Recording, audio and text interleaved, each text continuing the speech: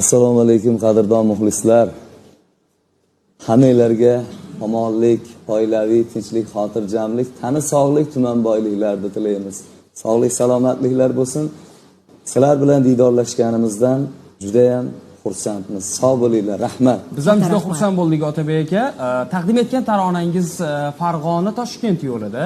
Endi o'zingizni bolaligingiz qaysi ko'chalarda o'tgan? O'zingiz qaysi diyorning, qaysi viloyatning farzandisiz? Men qadrdonim o'zimni tanishtirayotgan bo'lsam, Farg'ona viloyati, O'zbekiston tumanida Oqyozi bobo mahallasida, qishlog'ida tug'ilib o'sganman. Ana o'sha yerlarda yoshligimiz kechgan, bolaligimiz kechgan. Mana keyin shu hali ham yoshligingiz kechyapti Otabek. Nima? Bu yoshligimiz kechgan, bolaligimiz kechgan, hozir qarilik davrini suryapmiz demadingiz. Yo'q, hali endi boshladik.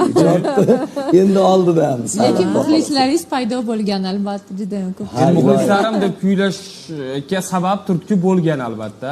Albatta bu taronalaringizni sevib tinglashadi. Tug'ilishiga shu muxlislar sabab bo'lishgan. Muxlislarimiz Farg'onada, Toshkentda ham, O'zbekistonimiz, diyorimizni hamma joylarida san'atga shinavanda muxlislar juda ham ko'p. Lekin Farg'ona san'at sevar. Ertaga to'ydagi azizlar, qo'shiq shinavandalar. Men aytmay siz eshitmang, juda bir boshqacha.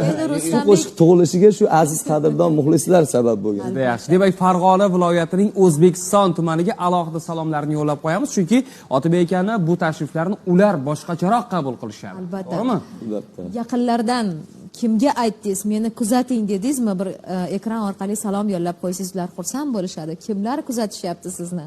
Assalomu alaykum, bizni kuzatayotgan barcha qadrdonlar. Oila a'zolaridan. Oila a'zolar. Hammalaringga sog'lik, salomatlik tilayman. Xayrli tong tilaymiz. Iloyim bugungi kunimiz juda ham xayrli, barakotli, yaxshi kun bo'lishligini tilaydoshimiz. Omon bo'linglar.